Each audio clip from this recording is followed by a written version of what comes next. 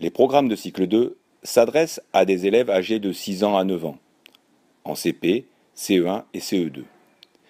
C'est un âge particulier, marqué par l'entrée dans le monde des opérations concrètes ou de l'intelligence opératoire. Pendant cette période, la construction du réel ne peut pas complètement s'affranchir d'une perception magique et imaginaire du monde. Une vision syncrétique, c'est une perception globale et confuse. Lorsqu'il est question de philosophie ou de religion, on appelle ainsi la fusion de doctrines différentes. Le mot n'a pas exactement le même sens en psychologie, où il s'applique à un système de pensée et de perception primaire qui englobe confusément différents éléments. La littérature enfantine offre là des opportunités formidables pour aborder les problèmes d'un point de vue plus rationnel, en confrontant l'imaginaire au réel. Le questionnement se fait à partir d'albums de jeunesse.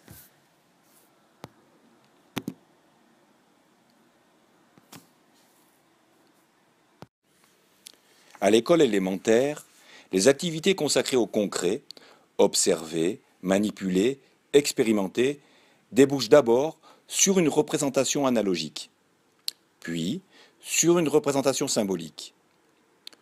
Toutefois, ce cheminement n'est pas linéaire et au cycle 2, les liens entre la pratique concrète et une certaine conceptualisation sont toujours à construire et reconstruire dans les deux sens. Il va falloir, notamment, apprendre à l'élève à se justifier de manière rationnelle, tout en ayant conscience que l'oral et l'écrit sont parfois en décalage important. Les programmes le soulignent. Au cours du cycle 2, il s'agit de questionner le monde en articulant en permanence le concret et l'abstrait. Dans la partie questionner le monde des programmes, les apprentissages sont pensés de manière spiralaire, c'est-à-dire qu'ils seront approfondis tout au long de la scolarité en convoquant des registres explicatifs de plus en plus élaborés et complexes. À l'école maternelle, les élèves explorent et observent, apprennent à nommer le monde proche. À partir du CP, ils vont apprendre à le questionner plus précisément dans 3 thématiques. Qu'est-ce que le vivant? Qu'est-ce que la matière? Les matériaux et les objets? À quoi servent-ils? Comment fonctionnent-ils?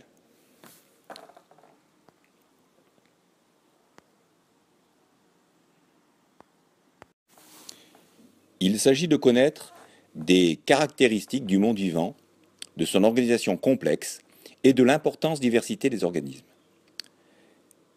Par l'étude des manifestations de la vie, les activités d'observation d'animaux ou de végétaux et la réalisation d'élevage ou de culture à l'école sont primordiales. Des interactions entre les organismes vivants et leur environnement sont également abordées.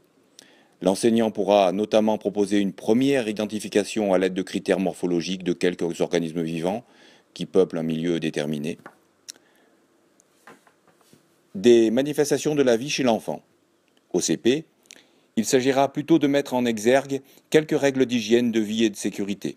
On pourra aborder l'hygiène bucco-dentaire, les règles de propreté, le sommeil et les habitudes alimentaires.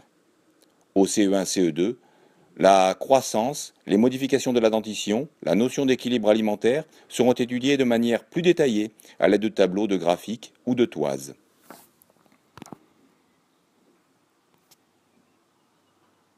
Il s'agit de construire la connaissance de la matière et de sa conservation en étudiant les états de la matière solide et liquide.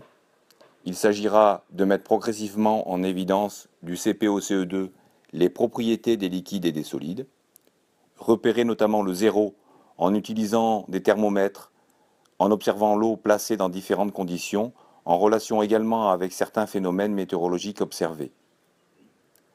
L'air, une matière, il s'agira de mettre en évidence l'existence de l'air, ses effets et quelques propriétés.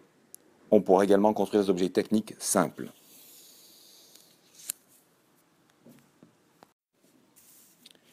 Les matériaux et les objets. 3 objectifs.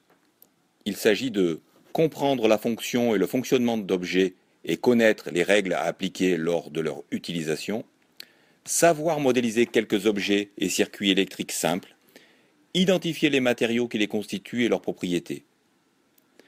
dans une démarche de démontage-remontage, certains objets techniques utilisant l'électricité pourront être analysés en relation avec les règles de sécurité.